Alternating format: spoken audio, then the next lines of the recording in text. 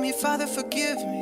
All of my blessings cause everyone pain. By making a living, she give up her shame. Selling her body and selling cocaine. Is there a difference? My friend, great talking to you.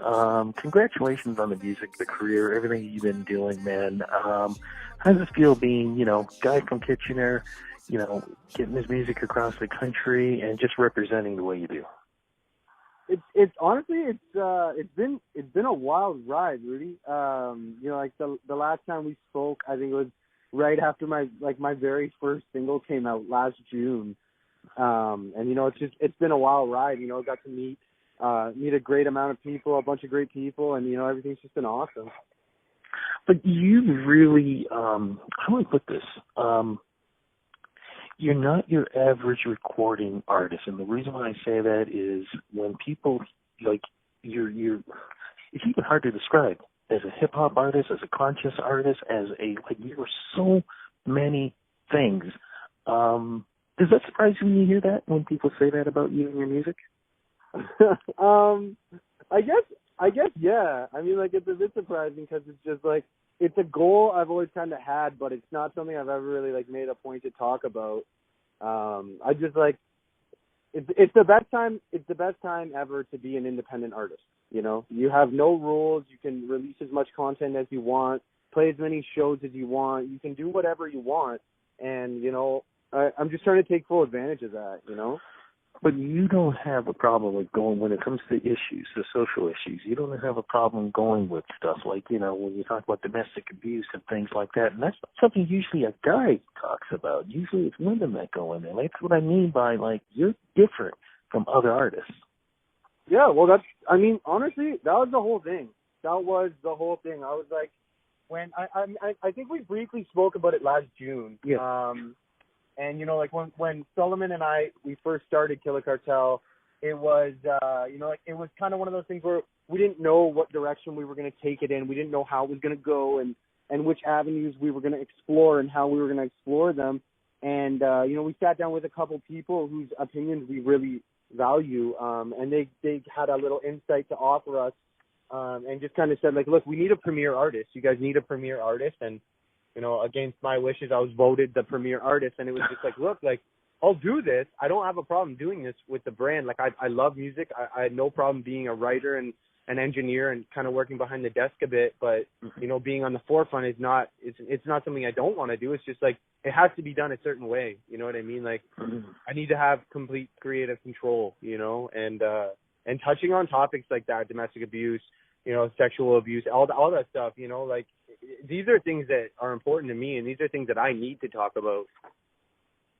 Well, you know what? It's kind of funny because I'm thinking, as you and I are talking, I'm almost talking in the middle of this because we've talked before. And for fans who are just walking in on this going, well, how the hell do these guys know each other? And, where's this guy from and everything else? Let's sort of jump to the beginning because you've worked with a lot of people. The love of music, where did it all begin? It all began with an acoustic guitar.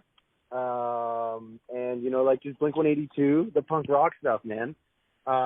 It all started with that, and, that grew when I was 13, I think. 10 or 11, I got my first guitar. By the time I was 13, I had my own band.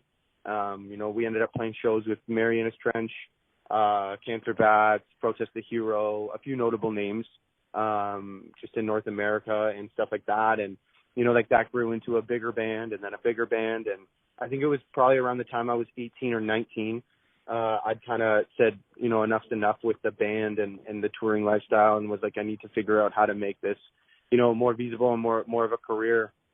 And that's kind of when I dove into the engineering side of things and studio management and production. I kind of just got a small setup, and within a few years, by the time I was, 23, I was interning at a studio. And, from there it was, I just didn't stop, man. I'll be honest with you. It's just every day I make a point to be, working this as anybody should work a full-time job. If the goal is to do music full-time, then my best advice to anybody is to work it full-time until it becomes your full-time source of income. But your musical journey, that itself, when talking about writing music and the consciousness, that eventually started to change? When did you start feeling that change coming in? You talked about the technical side and the business side, but from the heart, where did that start to change? My wife left me. I was married. My wife left me. My son was a year and a half old. It was probably about 3 years ago now. She left both me and my son. And it was kind of an eye opener because at that point I was just doing the engineering thing. I was like, okay, trying to figure out how to make a career out of that. And, the artistic side kind of just came out. It was never something we sat down and talked about. I just started making music. I just started writing music, and it was never just, we're just gonna write a song about a party, or write a song about drugs, or write a song about this, write a song about designer clothes. I don't really care about any of that stuff. So it was always just like every song I write is a story, and it was probably about 2 to 3 years ago was when the content really started to take shape. She moves, she like a dancer. Es la noche bailando conmigo. Eres bonita, ballerina. Living this life for the moment, she on it. Culo, let's go. Did it heal you, and are you finding that your music is healing others? I feel like I'm getting. I feel like I was very surprised, is what I should say.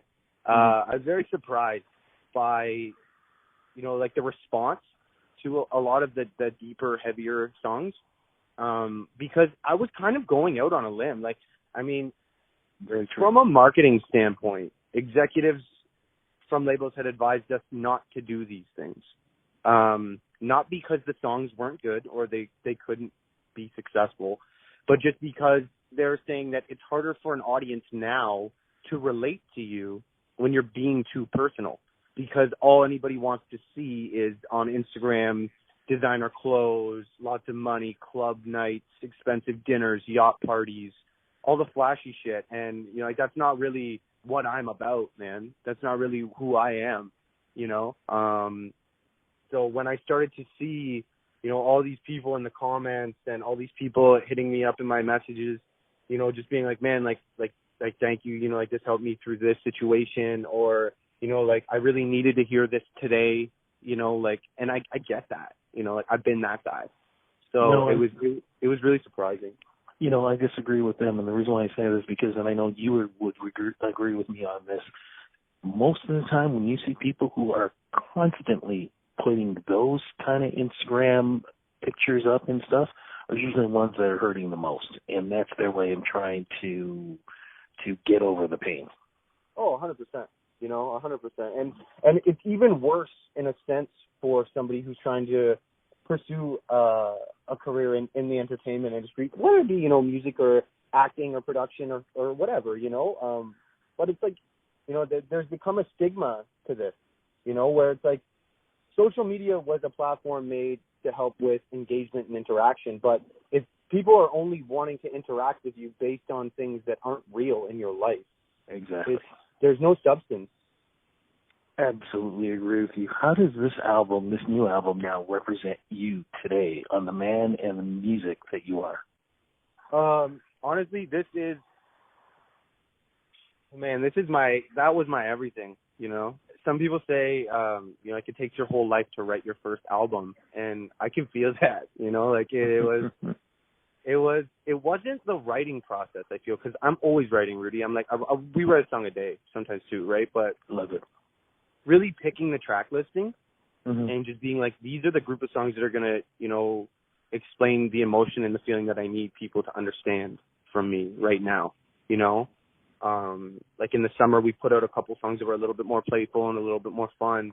And it was okay, I told my manager Solomon, I was look, this is what we need to do. This is what I feel like we need to do. And I think this is something that we should really think about. And, obviously him and everybody at Killer Cartel are super supportive of this journey and everything like that. So everybody was kind of gung-ho with it. And it was on the July tour. I was on tour in July with Beware.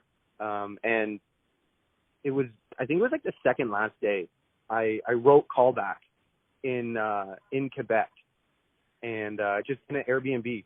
I got the beat sent to me by my boy Otto, and I just started writing to it in the car. We were like 5 minutes from the Airbnb. We checked in. I just immediately unpacked all the studio equipment and set up the mic. And the tour manager was like, bro, we got to be at load-in at the venue for 2 hours. And I was like, that's fine, man. I know what I'm doing here. I know what I already know. I know. And it was like, yo, we were early for sound check. And the song came out. And I'll be honest with you, man. I've said it online before. Like, I didn't re-record any of those words.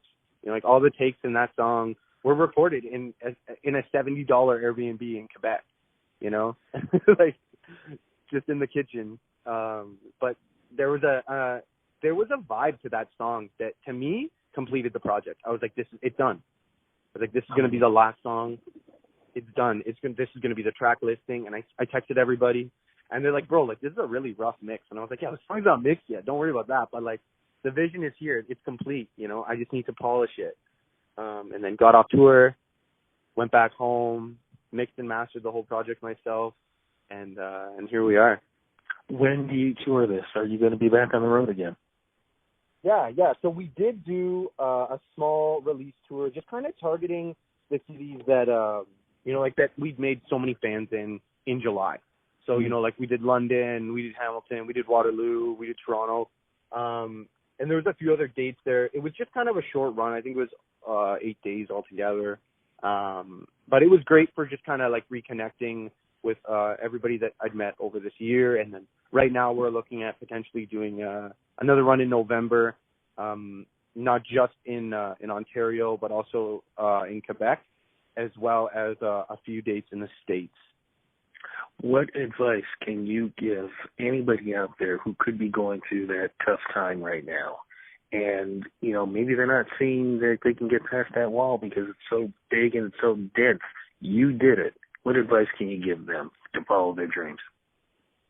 Just honestly cut everything out of your life that doesn't need to be there.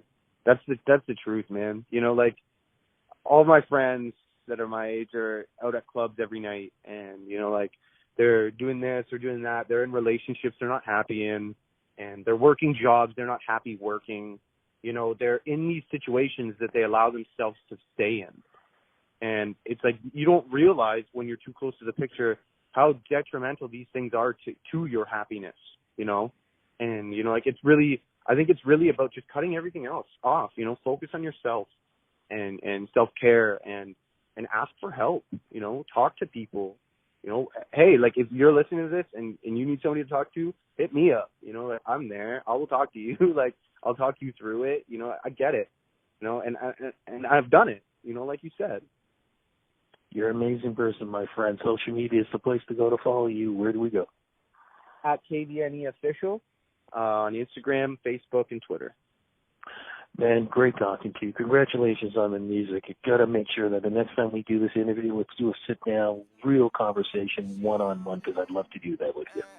Absolutely, man. It's been too long. I look forward to it, buddy. All right, man. You take care. Give a hug to the little one for me, and you be safe, my friend. You too, pal.